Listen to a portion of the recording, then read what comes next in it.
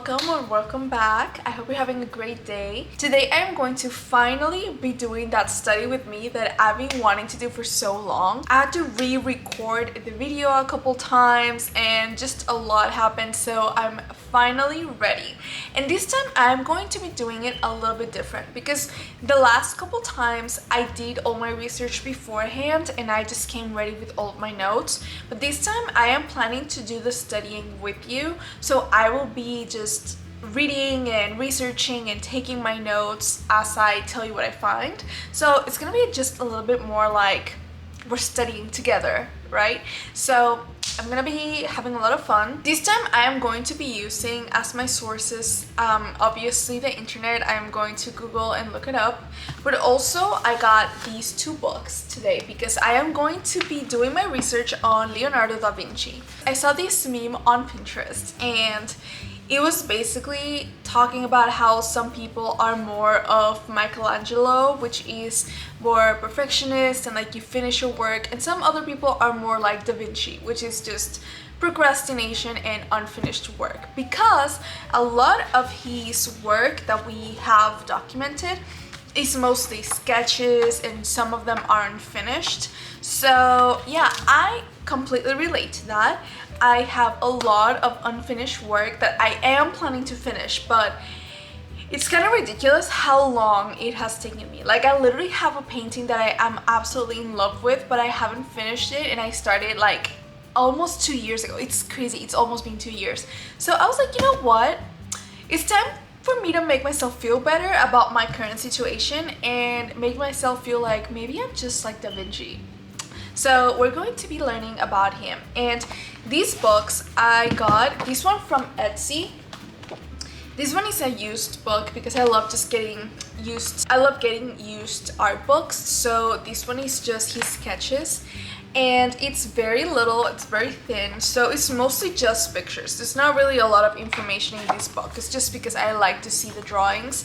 And then this book I've got on Barnes & Noble, and this one is actually more like information. This is more about his art, his life, and it does show his paintings as well, rather than only his sketches. So yeah, we're gonna start. And of course, I'm gonna be using my journal that I've been using to study my topics for fun. So of course, I got my tablet over here and I'm going to be using it because I rarely use my computer. Like, for some reason, my computer I only use to like edit my videos and rarely play video games. So yeah, I'm a tablet girly. I am going to, I think I'm just gonna Google it, but I have been using the wiki art, I think it's called. The first thing that I want to research is, so I want to start by researching a little bit about him and him as a person. And I use wiki art because I don't know, there's probably better sources, I'm not sure, but that is the one that I personally like because of the way that it works, that you can save the works that you like. It's like you make your account. It's almost like a little bit like Pinterest, where you have your boards and then you just save the art, and it has the information on each painting, the inspiration, the work, whatever information is available about it. So I really like using it as one of my sources, and I think that's where I'm gonna start.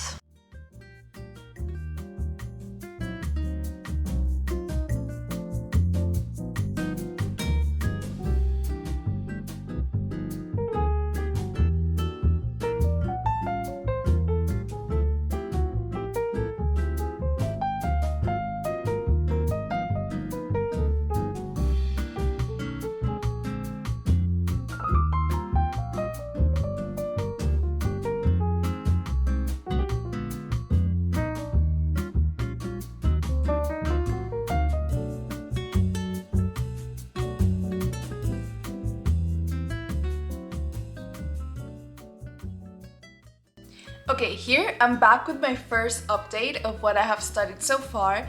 And like I said, I was gonna focus first on him, like personally his life.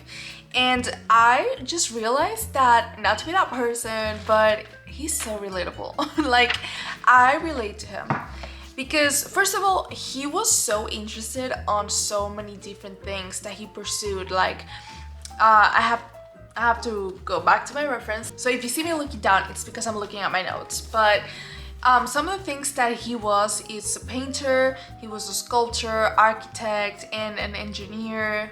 There's a lot more that I'm gonna get into in a second, but he was interested in so many things and he actively pursued all of them, which is something that I absolutely understand, where there's so many hobbies, so many interests. I mean, even just this, like, I just randomly pick a topic I want to study just because I'm really interested in it. Obviously not to the degree that he took his, because I'm literally just reading and writing, but still I understand that so much. But it was interesting how he mixed all of those things with art as well. He was also an inventor, a scientist, a mathematician, an engineer. He was interested in literature, anatomy, geology, astronomy, botany, writing, history, and cartography. Like, that's a lot of things. And it's interesting to note that even though today science is obviously an important discipline, back in his days, it was not really seen as an academic topic. It was pretty much unknown, and the study of nature, it was just seen as something like unscholarly. It was not really seen as a proper education. So he studied nature on his own, and is good because that way we really see how much of his studies were actually his, that he did himself. Another thing that kind of shows that is the fact that a lot of the studies that he referenced, specifically when it comes to the Renaissance. A lot of the Renaissance, the information that was accessible was from Greece and Rome, and those notes were in Latin. And even though he probably attempted to learn Latin, with the notes and all of the things that has been found from him, we can see that everything is written in Italian. So even though he didn't really speak or read Latin, which was the language of a lot of the source of that information, that means that a lot of that was also just his work. He went out there and did his own research, he did his own work, and he created his own material. And because of all of that, it's said by multiple people that even in his time, that nobody had ever studied the world the way that he did. And I really like this quote, and I even wrote it down. Actually, I'm gonna put it straight from the book because I kind of messed it up when I was writing it, and my handwriting kind of like is illegible on that part. This is one of his quotes that kind of reflects the way that he saw nature and the world and art. He says, "Now do you not see that the eye embraces the beauty of the whole world? It counsels and corrects all the arts of mankind. It is the prince of mathematics, and the sciences founded on it are absolutely certain. It has measured the distances and sizes of the stars. It has discovered the elements and their locations. It has given birth to architecture and to perspective and to the divine art of painting." So to him, science and art were just one thing. And that is very evident also in a lot of his sketches, because he was very interested on nature, but very specifically on the study of plants, botany, and we see how he really was very detailed with these sketches. He wasn't just drawing, he was studying. Same with anatomy, we can see how he studied the human body, the bones, to a very deep level, almost to a medical / scientific level. And I really like the words the book uses to talk about his love for nature and science, because it says, as an artist, he wanted to represent nature's beauty. But as a scientist, he was interested in the universal laws which lay behind nature's expression. So yeah, it's so interesting to see the way that his brain worked by just looking at his notes and his sketchbooks. But now, talking a little bit more specifically about some of his art that I find really interesting, I'm gonna go first to the fact that he was commissioned very early on in his career by the Sforza family, which was the ruling family of Milan at the time, and more specifically by Lodovico Sforza. So Again, as I always say, pronunciations are my weakness, but I'm trying here. So Lodovico Sforza was the leader of the family, and he was commissioned to make a statue of him. It was him riding on a horse, very militaristic. He did work on it for so long. I think it was about 16 years I read, and in that time, because obviously it was going to take a lot of steps, he mostly worked on the clay base and a lot of the sketches. But before it was completed, the French invaded Milan and the family lost their power, but also they destroyed his work. But what we can note about it is because of the sketches that were left behind and the notes that he did for the work. He was very detailed about the militaristic engineering of it too. It wasn't only artistic, but he was very detailed about every piece and every part of the chariot and everything else that was supposed to be part of the statue, to be exact to what it was supposed to represent. So again, that shows a lot of how much he knew about his topics that he was creating or that he was painting or sculpting. This one is something minor, but I personally, again, related to it. Between 1482 to 1499, he completed 6 paintings. That's 17 years. 17 years, 6 paintings. Like, I do feel better about myself because obviously he was so invested in all of his other topics.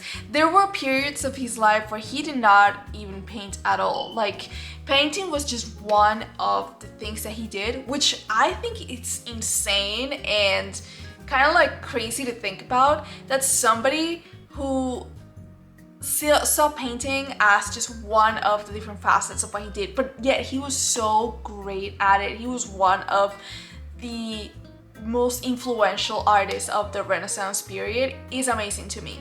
You know, like, to think that he was so many things. He had the time, he had the energy, he had the brains for all of it. That's amazing. That's amazing to me. But in that time, one of the paintings that he completed was The Last Supper.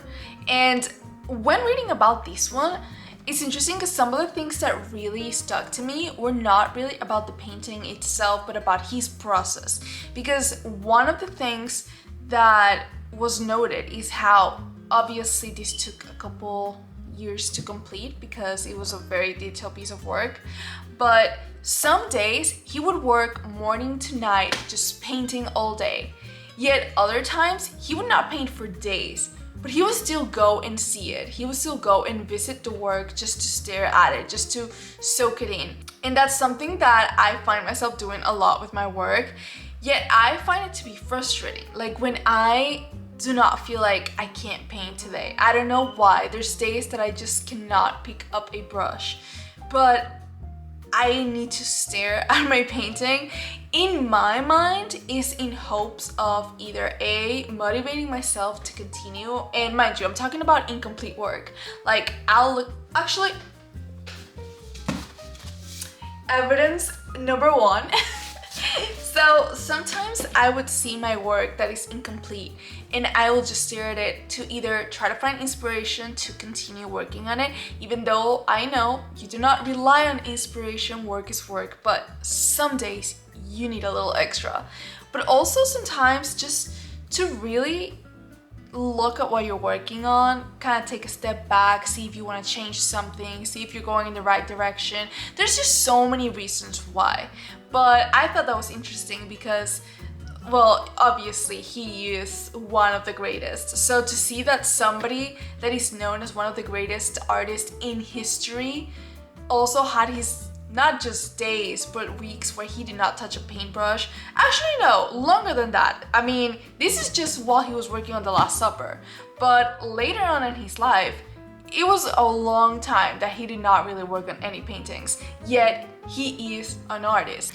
And then also about the Mona Lisa, it's another thing that I found interesting, again, not necessarily about the painting, but about him, is that he took, let me see, It took 4 years for him to finish, and even then, when the painting was done, he still said it was incomplete. Like, he never really felt like it was ever finished. But regardless of if it was because of that or just because he was really attached to the painting, he carried it with him everywhere he went. And I love that. I love that for him. I feel like I need to create something that I love so much, that I feel so attached to, that I need to carry it with me every time I go out of my house. So that's a new goal. After reading that, I have a new goal in my life. So yeah, this is what I've got for now. So I think I'm gonna take a little bit of a break because even though it doesn't sound like a lot of notes, I have been reading for a long time to get these. So I am gonna take a little bit of a break and I will be back, and then I'm going to start focusing on like his sketches and paintings. This was just more about him, a little bit of his background. So now I want to see a little bit of his work. Okay, it's the next day and I just wanted to add one last thing for this study session, because after I read a little bit more about his life and everything, I decided that I think I'm gonna do a two-part, because there's just so much about Da Vinci. Like, there's so much about his art, but also about his science, and I wanted to really like go deep into both. So this time I'm doing mostly like an introduction to what I've learned about him more on a surface level, and some of his paintings, because his paintings were not that many. So I wanted to focus a little bit more on that, and then next time I'm gonna focus more on the sketches, because those were a little bit more like his scientific / anatomy studies and all of that. So today I wanted to just do one last painting that I think it's personally my favorite of his work. That is The Lady with the Ermine.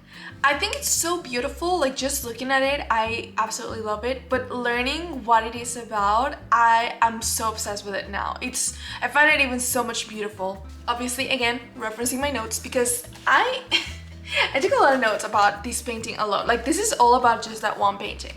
So one of the interesting things is who the lady was, and her name was Cecilia. She was part of the court for the Duke, the same Duke that Da Vinci had worked for before, Ludovico Sforza, and she was one of the lady-in-waitings for him, but eventually she became his favorite. And something that I really love about her in particular is what was said about her, and how she was very intelligent. She was very knowledgeable in literature. She wrote verses in Latin and Italian. She was referred to as a great light of the Italian language, and a muse and a scholarly woman. So she was obviously amazing, and even though she was all of these beautiful things, he ended up marrying a different lady.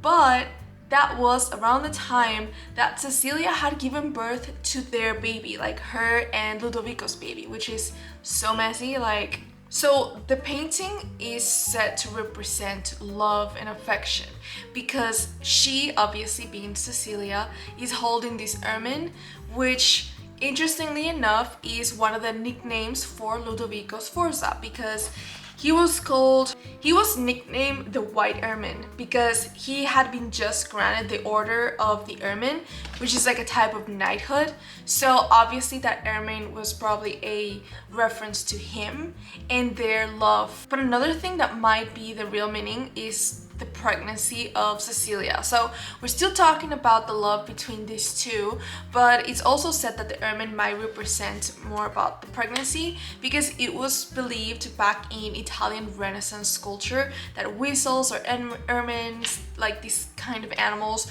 were protectors for pregnant women. So either way, this painting had to do with the love between her and Ludovico and their baby. So that is what this painting is believed to represent. And I think it's so interesting because just from one portrait alone, there is so much story behind it. Obviously, you need to like know the context and whatever, but I just love paintings like that hold so much meaning, but you need to understand everything that was going on first. I love that. One more thing about the painting that I really found interesting is this was the very first modern portrait in art history. And what that means basically is that the portraits were done in a very similar manner, where the posture was very stoic and they were always facing forward, but this time he chose to have her just gazing outside of the line of view, and her posture being more relaxed made her look so much more alive, and that was a first for portraits at the time. So not only is it a very beautiful painting, but also it's actually historic. So I thought it was interesting to see all the things that were behind this one portrait, and I think this is definitely my favorite by him.